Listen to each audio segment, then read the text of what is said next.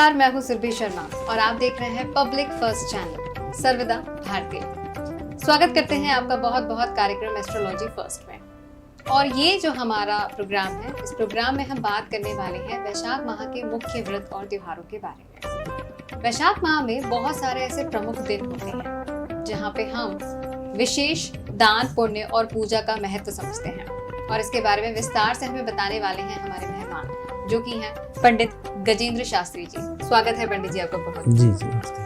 तो ये जो हमारा कार्यक्रम है, आज हम वैशाख माह की बात करने वाले हैं। स्कंद पुराण के अनुसार देखा जाए तो वैशाख माह में बहुत सारे प्रमुख दिन होते हैं, जैसे कि अक्षय तृतीया हो गया, जानकी नवमी हो गई, बुद्ध पूर्णिमा हो गया, और प्रमुखता से आता है मोहिनी एकादशी। तो सबसे पहले बारी बारी से हम ये जानेंगे कि ये जो दिन है, प्रमुख दिन है, इनके क्या क्या महत्व हैं। क्योंकि अक्षय तृतीया अभी निकला हुआ है, तो हम जानकी नवमी से ही शुरू कर लेते हैं कि जानकी नवमी जो है वो किस प्रकार से विशेष रूप में होती है। बहुत बढ़िया प्रश्न। नमः कमल नाभाय, नमस्ते जल साहिने, नमस्ते केशवानंदम, वासुदेवम नमोस्तुते।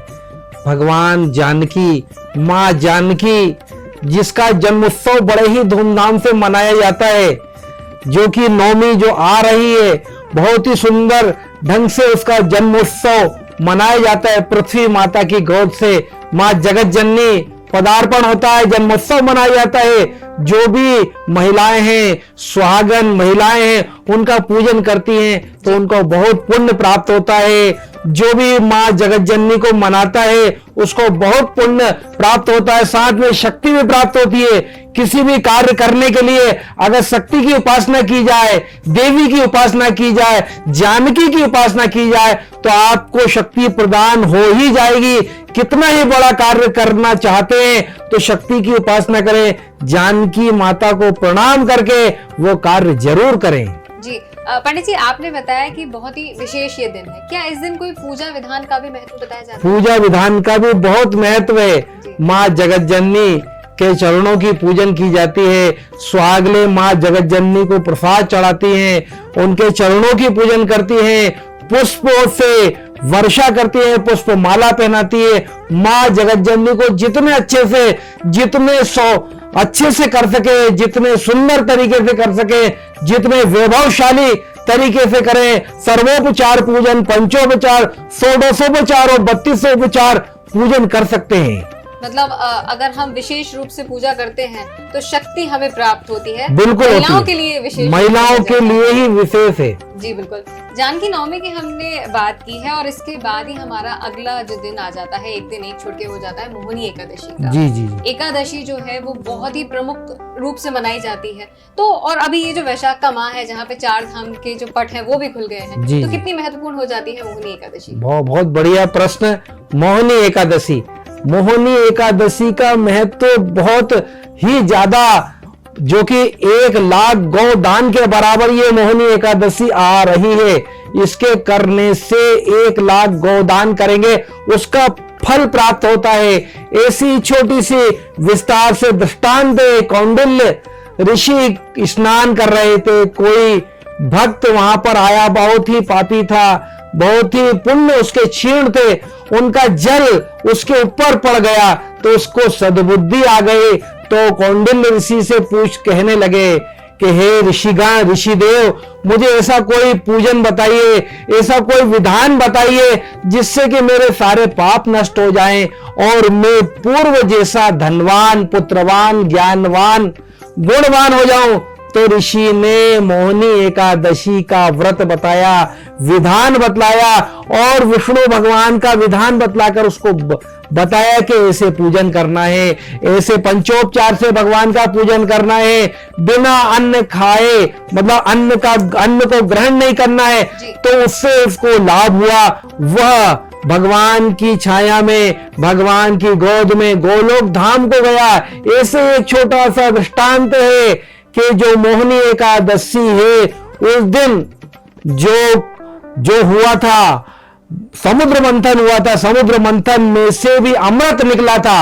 अमृत जब निकला था तब ही उस दिन मोहिनी एकादशी में भगवान विष्णु भगवान ने मोहिनी का रूप धारण किया था। एक तरफ राक्षस थे और एक तरफ देवता थे, उन्होंने जब अमृत पिलाया था उस दिन भी मोहिनी एकादशी ही थी। इसलिए मोहिनी एकादशी का व्रत ये आप चैनल के माध्यम से, इंडिया पब्लिक फर्स्ट के माध्यम से आपको बताया जा रहा है, समझाया जा रहा है। मोहिनी एकादशी और वो भी बैसाख मास में इतना पुण्यदायी, 1 लाख गौदान के बराबर अगर आप एक एकादशी करेंगे बिना अन्न भोजन किए हुए, आप अगर एकादशी करते हैं, मोहिनी एकादशी करते हैं, तो आपको पुण्य लाभ जरूर मिलेगा जी। बिल्कुल। पंडित जी, आपने बताया कि व्रत अगर करते हैं तो पुण्य लाभ मिलता है, जी, लेकिन आज के समय में कई सारे ऐसे लोग हैं जो किसी बीमारी से ग्रस्त है, जैसे कि शुगर की बीमारी हो जी, गई, बहुत तो बढ़िया। वो ये व्रत नहीं कर पाते हैं। तो ऐसे में क्या इसका कोई और भी उपाय है? क्या वो फलाहार कर सकते हैं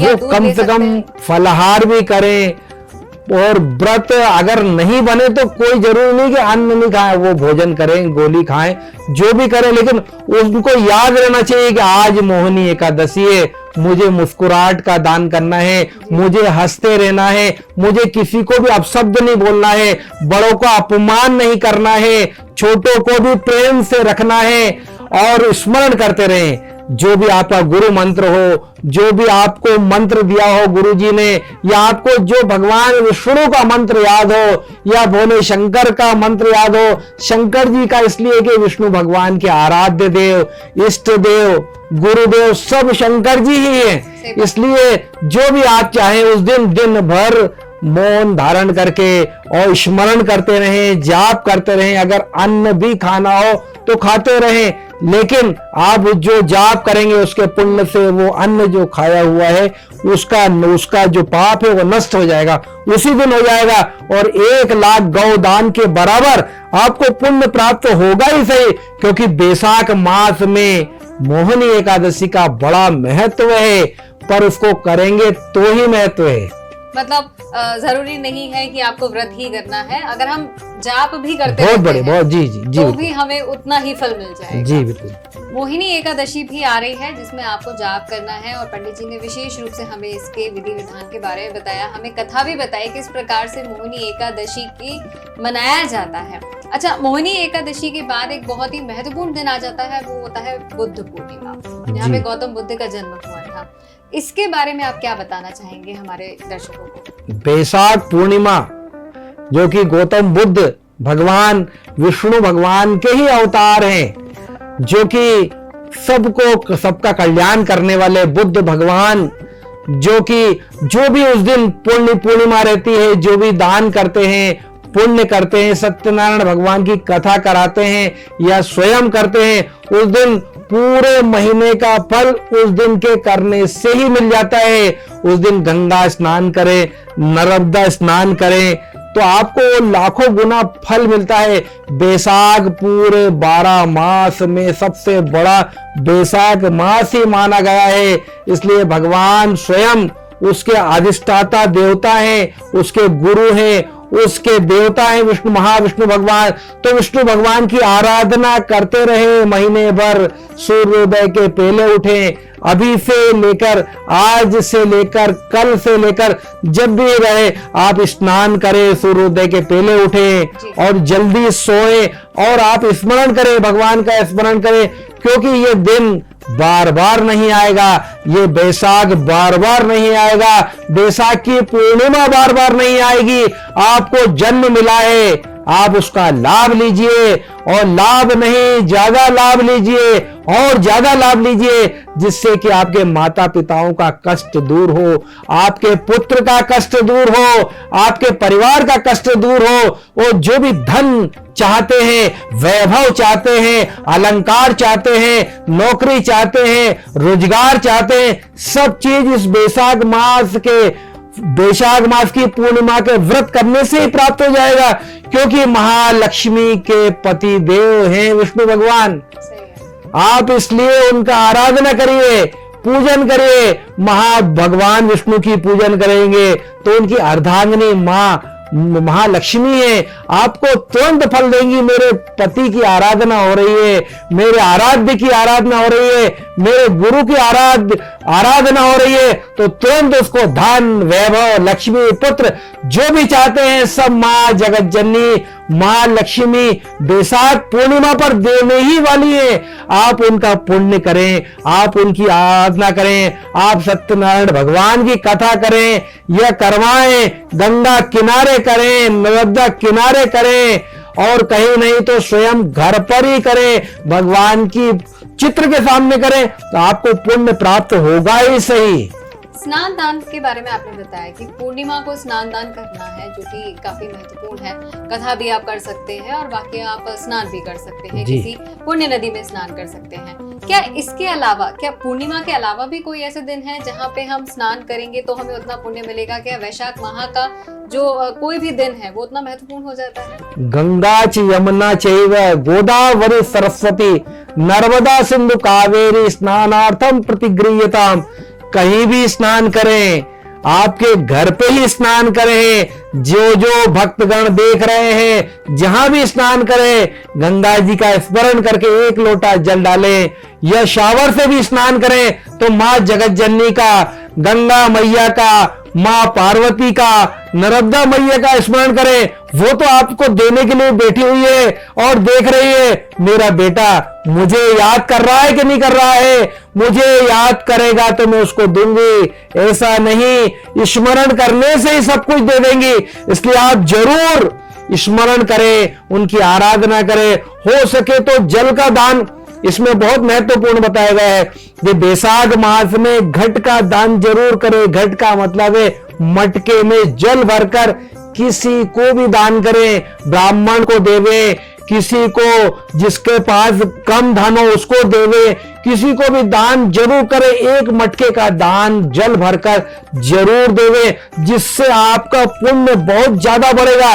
क्योंकि बैसाख मास का बहुत गर्मी रहती है, और गर्मी में अगर आप उसको जल दान करेंगे, उसको घट दान करेंगे, उसको तृप्त करेंगे, तो आपकी सभी मनोकामनाएं अपने आप पूरी हो जाएगी।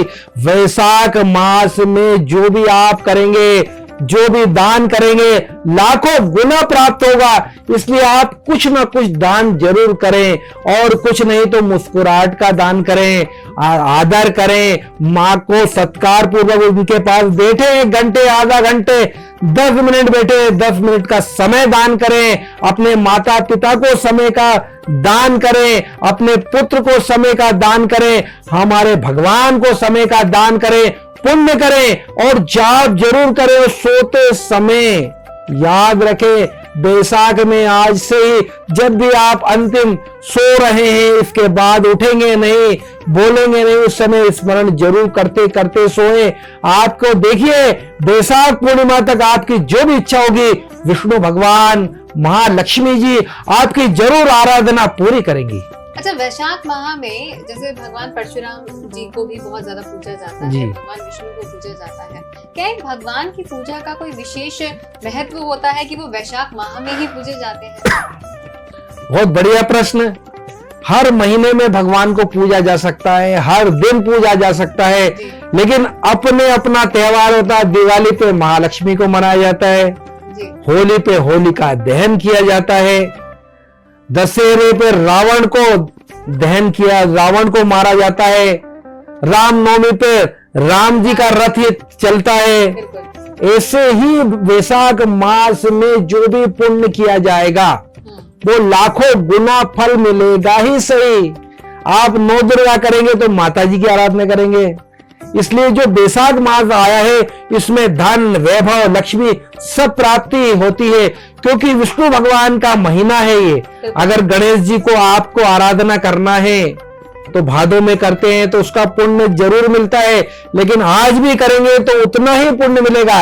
लेकिन बैसाख मास में विष्णु भगवान की आराधना करेंगे, पुण्य करेंगे, आपकी सभी मनोकामनाएं पूरी होगी। क्योंकि गणेश जी को तो सिर्फ दूर्वा चाहिए, माता जी को मात्र प्रार्थना से ही प्रसन्न हो जाती है।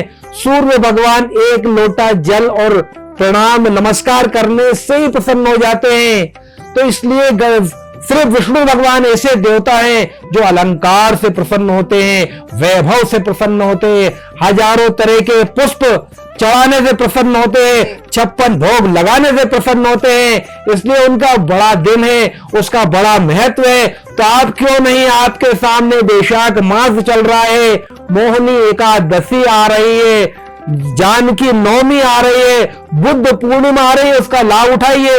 आपको चैनल के माध्यम से ब्राह्मणों द्वारा, एंकरों द्वारा सब अच्छे से समझाया जा रहा है, आप उसका लाभ लीजिए, आपको जरूर पुण्य होगा। और इन्हीं दिनों में होगा, वैशाख मास में ही पुण्यों का उदय होगा। आपकी जो भी मनोकामना है सब भगवान विष्णु भगवान पूरी करेंगे। बिल्कुल। पंडित जी, वैशाख माह में अक्षय तृतीया तक शादियों का काफी मुहूर्त होता है।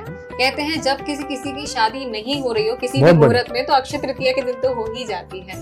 लेकिन अक्षय तृतीया के बाद भी क्या कोई ऐसे मुहूर्त होते हैं शादी के, या बस अब अक्षय तृतीया तक ही? वैशाख मास में सारे मुहूर्त बहुत अच्छे होते हैं, जो कि अबूझ मुहूर्त कहलाते हैं अक्षय तृतीया का, जिसमें कोई भी मुहूर्त देखने की जरूरत नहीं है। पर इस बार तारा अस्त है, इसलिए वैशाख मास में कोई मुहूर्त नहीं है। मतलब अगर हम ये समझ सकते हैं कि शादियां जो है वो अक्षय तृतीया तक हो गई हैं। हाँ, इसके बाद अब नहीं। शुभ अगर मांगलिक कार्य कोई करना है, घर प्रवेश करना है या कोई भी मांगलिक कार्य है, हमें दुकान में प्रवेश करना है, तो क्या उसके लिए कोई मुहूर्त बनता है अभी वैशाख माह में? अभी कोई सा भी मुहूर्त नहीं, क्योंकि गुरु तारा शुक्र तारा अस्त है, इस कारण से कोई सा भी मुहूर्त नहीं है।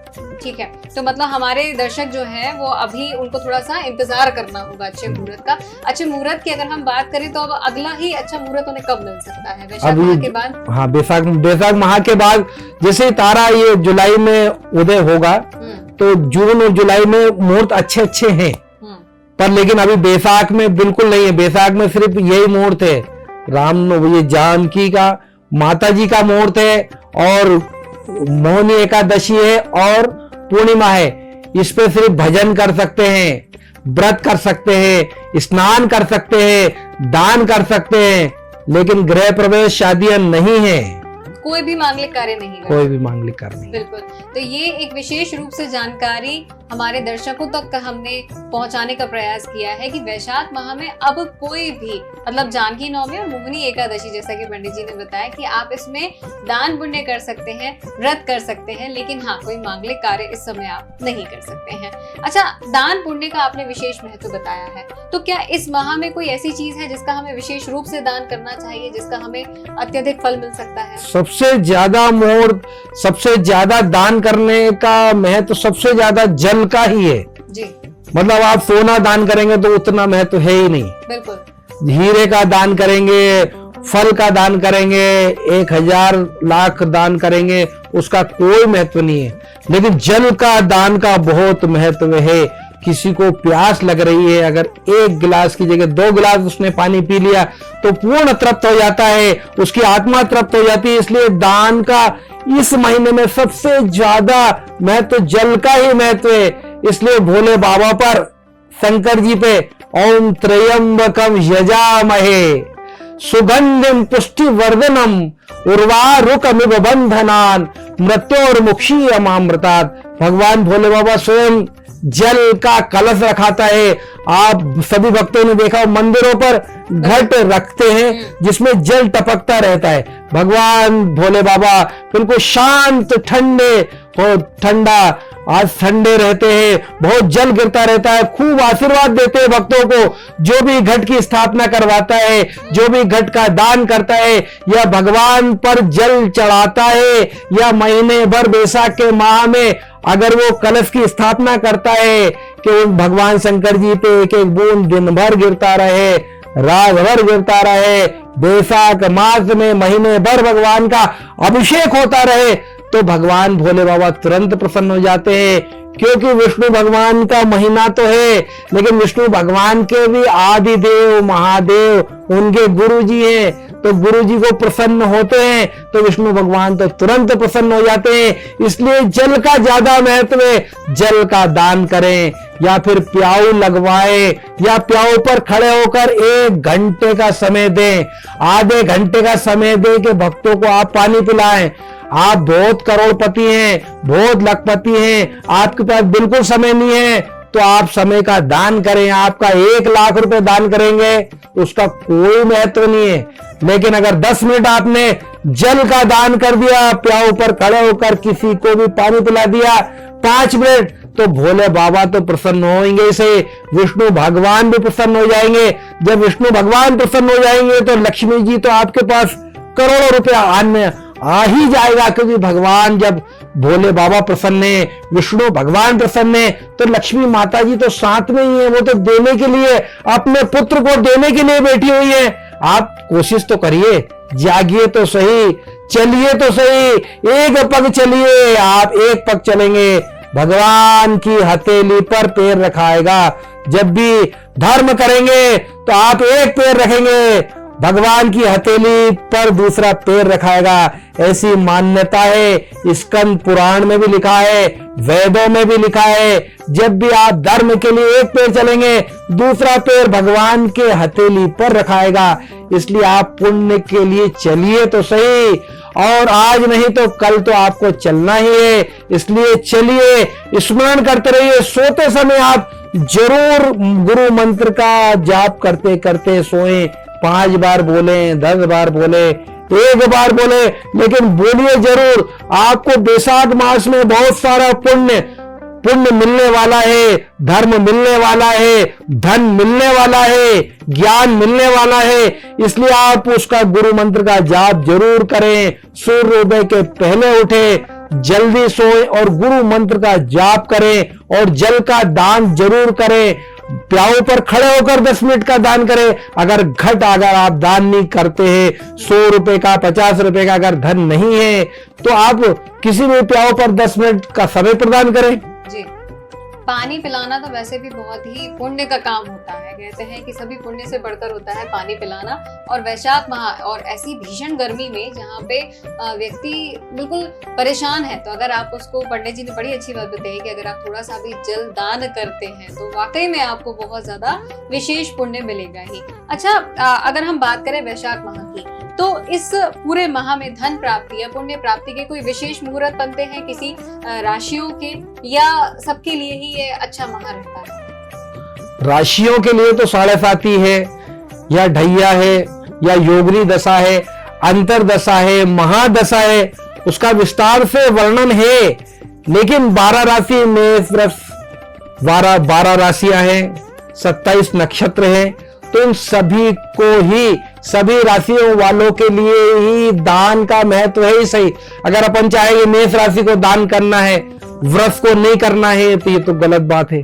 क्योंकि वृष वाले को भी पुण्य चाहिए, धन चाहिए, और वो भी बैसाख मास में ही चाहिए। क्योंकि जो बताया जा रहा है चमत्कार को ही नमस्कार है। अगर अभी हाल ही पुण्य करेंगे, अभी लाभ होगा, तो ही तो नमस्कार होगा। इसलिए आप बैसाख मास में कुछ करके देखिए, घट का दान करके देखिए। उसका कोई मुहूर्त नहीं है, कोई राशि का दबाव नहीं है, कोई मेष या मकर का वो महत्व नहीं है। 12 राशि वाले ही माँ जगत जननी को मना सकते हैं, राम नवमी को मना सकते हैं, माँ जानकी के नवमी को मना सकते हैं, मोहिनी एकादशी कर सकते हैं, बुद्ध भगवान, विष्णु भगवान के अवतार बुद्ध भगवान की जयंती मना सकते हैं, बैसाख पूर्णिमा पर कथा करवा सकते हैं। 12 राशि वाले ही पूरे सब भक्तगण आराधना कर सकते हैं, ध्यान कर सकते हैं। वो तो चक्र सुदर्शनधारी भगवान त्रिलोकी के नाथ का आराधना करके तो देखिए, आप उनका स्मरण तो करके देखिए, एक दिन करके देखिए। आपको अगर दूसरे दिन अच्छा नहीं लगे तो बिल्कुल मत करना, पर जब बोला जा रहा है, समझाया जा रहा है, तो आपको जरूर लाभ होना होगा। तभी तो ये बोला जा रहा है, बताया जा रहा है, भगवान त्रिलोकी के नाथ का महिमा है, उसका लाभ लीजिए। बिल्कुल, बहुत ही विशेष जानकारी हमने यहाँ तक आप तक पहुँचाने की कोशिश की है कि वैशाख माह जो है वो बहुत ही महत्वपूर्ण माह है। इस माह में अगर आप दान पुण्य करते हैं, और ये कुछ विशेष दिन हैं जहाँ पे जानकी नवमी की बात की है, बुद्ध पूर्णिमा की बात की है, मोहिनी एकादशी है, ये कुछ विशेष दिवस हैं जहाँ पे आप अगर व्रत करते हैं तो भी आपको अत्याधुनिक फल मिलते हैं, और अगर आप इसमें दान पुण्य करते हैं तो भी आपको खूब विशेष लाभ मिलते हैं। इसी के साथ ये हमारा आज का विशेष अंक था। हम बहुत बहुत धन्यवाद करेंगे पंडित जी का कि उन्होंने इतनी महत्वपूर्ण जानकारी हमारे दर्शकों को दी है। बहुत बहुत धन्यवाद। तो आज के इस विशेष अंक में फिलहाल इतना ही। फिर आपसे मुलाकात होगी किसी और चर्चा के साथ। तब तक के लिए दीजिए इजाजत। नमस्कार। ये है इंडिया फर्स्ट कम्युनिकेशन और आप देख रहे हैं पब्लिक फर्स्ट, सर्वदा भारतीय।